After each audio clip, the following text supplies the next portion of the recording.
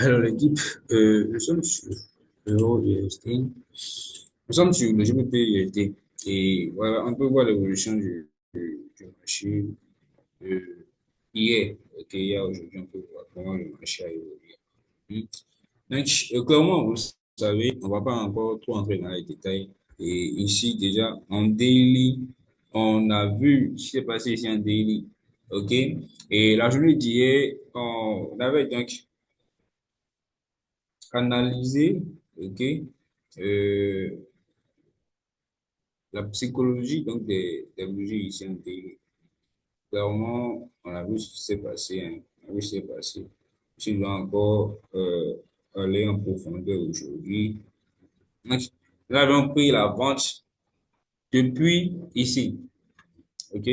Nous avons pris la vente depuis ici, ok, l'ouverture de la journée d'hier. On a vendu là. Et après, c'est passé, j'avais expliqué la psychologie, comment le marché s'est comporté. Déjà, on peut voir la bougie donc, du jeudi passé. Hein. On peut voir comment le marché s'est comporté. Et en fin de journée, nous avons donc eu la bougie donc, du vendredi avec cette clôture, l'aspiration. Et là, avant de belles expansions, comme je le dis, il y a toujours des liquidations, il y a toujours des prises de liquidité. Donc, pour ceux qui vont appliquer votre scénario, c'est eux qui vont s'en sortir. Et clairement, la journée donc d'hier, du lundi, on a vu le marché qui a carrément coulé. Et là, vous le savez, on reste sur une perspective baissière. Pas pour autant, parce que le marché a réagi ici. Ici, on peut voir la réaction donc, du marché dans une zone majeure, ok, dans un OBDLI majeur. C'est pas pour autant on va invalider une continuation baissière sur le GPUSD. Parce que là, le GPUSD garde un fort potentiel baissier. On n'a rien inventé, on suit juste ce qu'il faut. On suit juste la logique, d'accord? Donc, cette journée, qu'est-ce qu'on va faire? On va analyser, voir notre zone de vente pour la journée. Notre zone de vente pour la journée. Donc, rapidement, on va plus trop tarder. Nous irons voir le comportement donc, du marché. Je vais ici, avoir en 4 heures, OK? 4 heures ici, comment le marché s'est comporté. Ici, en 4 heures.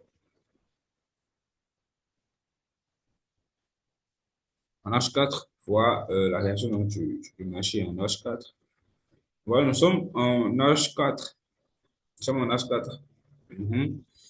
Et là, comme je l'avais expliqué dès l'ouverture du marché cette semaine, OK?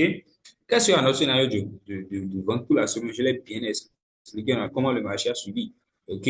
Donc, je l'avais mentionné, il était possible que le marché aille chercher cette zone de liquidité, fermer donc cette zone de liquidité. Ça, c'est pour nous une zone de liquidité. Il était question que le marché euh, a la possibilité d'aller mitiguer. Et c'est ce qui s'est passé. Nous avons observé la mitigation, ensuite une bougie baissière qui s'imprime.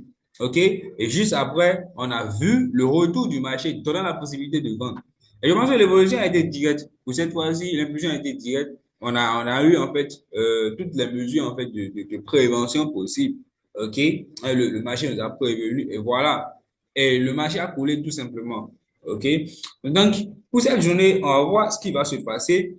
Oh, on a ici l'information que le marché a cassé en fait assez de zones de liquidité majeures. On a cassé assez de zones de liquidité majeures sur cette zone qu'on a cassé cette zone et on reste sur une perspective baissière. On reste sur une perspective baissière. Et avec pour TP, notre prochain TP, nous avons une première zone ici, nous avons cette première zone, mais directement reprendre cette zone-là.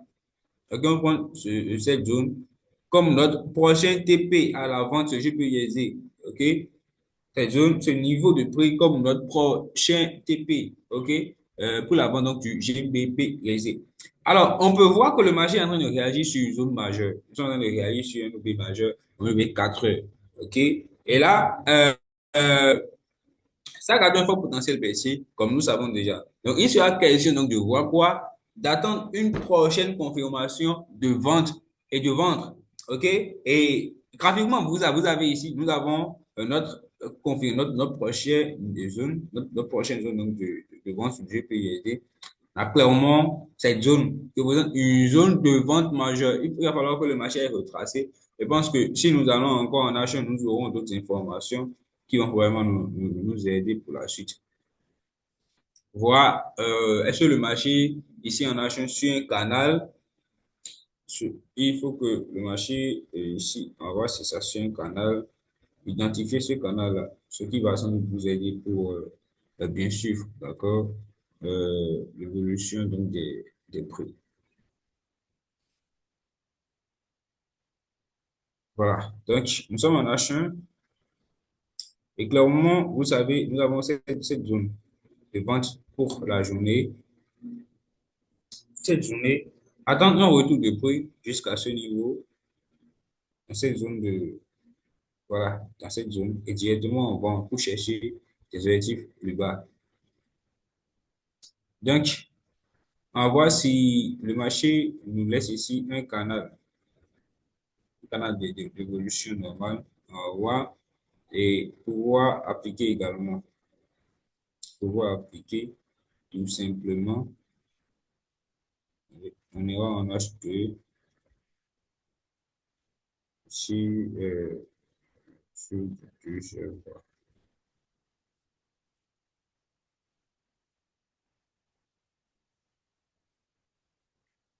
Alors là, nous sommes en H2.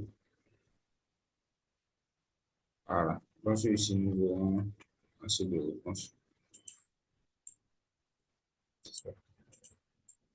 Voilà un peu l'évolution du marché ici en H2. Est-ce que nous avons un canal? Nous avons ces plus bas là,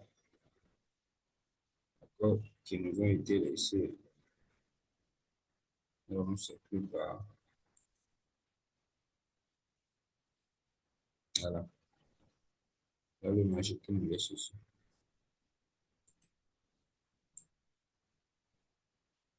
Vraiment, qui nous laisse ici.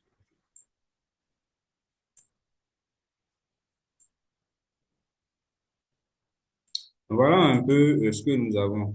Et là, ça se justifie parce que là, le marché qui vient de casser un canal, ouais, casser un canal. Et même sans l'identification du canal, on voit clairement, on peut déjà voir ces zones de liquidité majeures cassées donc par le marché. Je pense que si tout se justifie, OK, et quel sera possiblement le scénario de vente au cas où le marché, parce qu'il est possible, pas forcément qu'on aille retracer dans la zone, il est possible que le marché décide donc de continuer avec sa baisse, OK, parce que déjà, c'est un début swing, je le dis, c'est un début swing.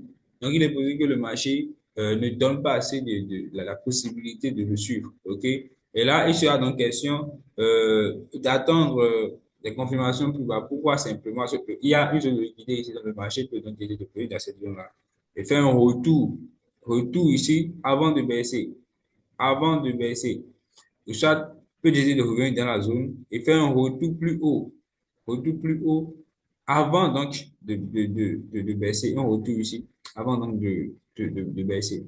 Donc, la meilleure des manières pour ceux qui désirent donc suivre, OK, pour ceux qui désirent suivre ce truc, c'est quoi? C'est donc, ah, ils ont dit la possibilité, parce que le marché a réagi une fois ici, dans la zone, mais il n'a pas complètement fermé. Il a la possibilité de vendre une fois, OK, et viser plus bas, on a dit plus bas, en y appliquant une modération de risque. Et là, vous savez que vous avez votre zone ici majeure d'invalidation pour des invalidités, OK, votre zone majeure d'invalidité. Donc, vendre ici une fois, OK, c'est une entrée test. Vendre une fois et attendre directement au cas où le marché retrace ici plus haut, vous aurez la possibilité d'ajouter d'autres positions sur directement.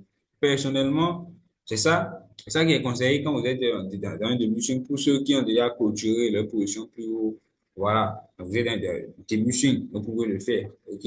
Il faut pas ignorer le fait que le marché peut également décider de devenir plus haut ici pour fermer cette zone. Ok, pour fermer euh, cette zone, tout ça pour combler l'activité dans cette zone. C'est possible. S'il y a d'annonces économiques qui seront donc positives pour le GPSD, vous pouvez aller dans ces zones pour pouvoir donc combler la zone de liquidité et voilà, et descendre. Donc voilà un peu. Surtout, il faut appliquer une bonne gestion de risque pour ceux qui vont décider de prendre directement. Il faut appliquer une gestion de risque. La voie également la posture donc du DNC, la posture de l'indice du dollar. Il est possible que le GP également descende directement parce que le GP qui a l'indice du dollar d'accord qui a réagi sur une zone majeure. Et j'avais partagé une perspective sur l'indice du dollar. Et là, voilà la réaction donc, du DNC.